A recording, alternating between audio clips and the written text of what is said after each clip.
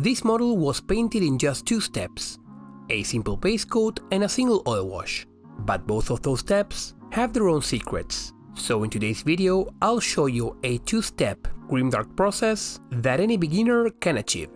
Normally on my videos I would skip the base coating stage, but for this method to really work, there are a couple of things worth keeping in mind. So before moving on, let me quickly walk you through them. First, if you're going to do something messy, do it first. In this case, that's a dry brushing of the metallics over a reddish-brown base coat to quickly simulate rust. That way, once it's done, any spillover can easily be covered as we move into the rest of the base coats. Now, with that out of the way, let's talk about color choice, because this part matters more than it might seem. For this method, we want to keep our base coats on the lighter side, and the reason for that is simple. In the next step, we're going to darken everything down.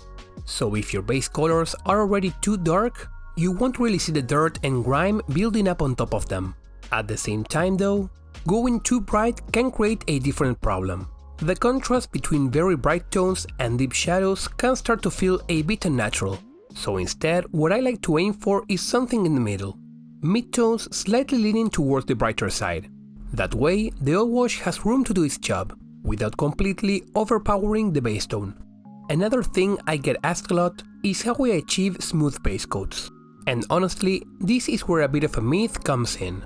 You have probably heard the 2 thin coats rule, and while the idea behind it is true, it's not always realistic, because in practice not every color behaves the same way.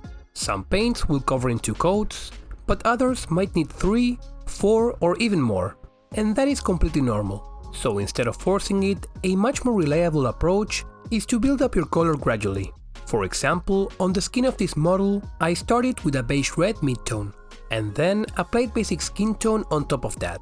That extra step makes everything smoother. But I don't want to spend too long on base coating, although it is worth remembering that even if it feels like the boring part, this is the surface everything else builds on. So don't rush it. Take your time, learn how your paints behave, and you will get better results without needing any extra technique. With all the base coats in place, now is where the magic really happens. We are moving into the oils. Now I know I haven't used them much lately, especially with the more beginner-focused approach I've taken this year. But for this method, they are exactly what we need. Because instead of carefully building shadows, we are going to let the paint do most of the work for us. So rather than going for a standard black, or even a simple brown, I am mixing something a bit more interesting. I am adding a touch of green into the mix. And the reason for that is not just to darken the model, but to give it a sense of place. Something closer to wet earth, mud, trenches. So even at this stage, we are not just shading, we are already telling a bit of a story through the color selection. Now, once the mix is ready, I am thinning it down with some odorless thinner, but not all the way to a typical wash. I want it slightly thicker, and that will make more sense in a moment. But after applying it over the entire model, this is where the secret occurs.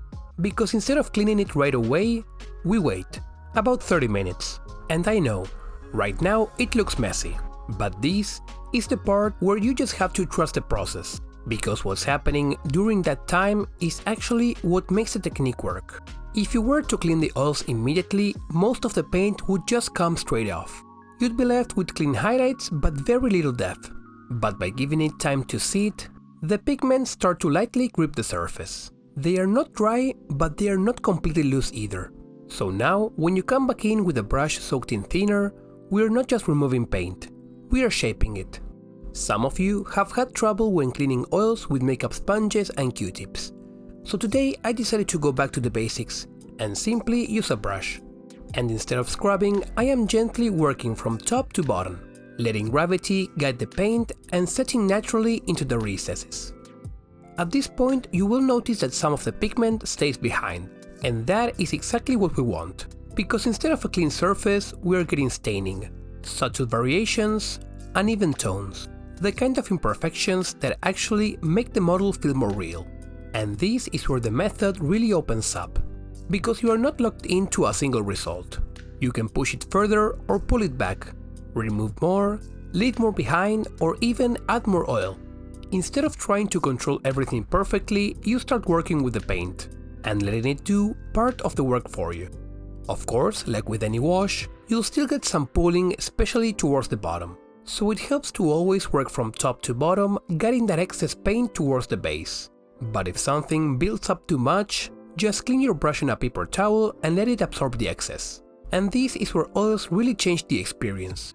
Because they stay workable for so long, you're not under pressure. You can step back, look at the model and make adjustments at your own pace. And in a way, that's what makes this method so effective. Not just because it's fast, but because it gives you room to think, to react, and to shape the result as you go. After letting it sit overnight, the model is fully dry and ready for the tabletop. Now, could we take this further? Of course. But whether you'd like to see a more advanced version of this method is up to you, so let me know. For now, I hope this gave you a simple way to approach grimdark and maybe even the confidence to give all paints a try. Thank you so much for watching and I'll see you in the next one.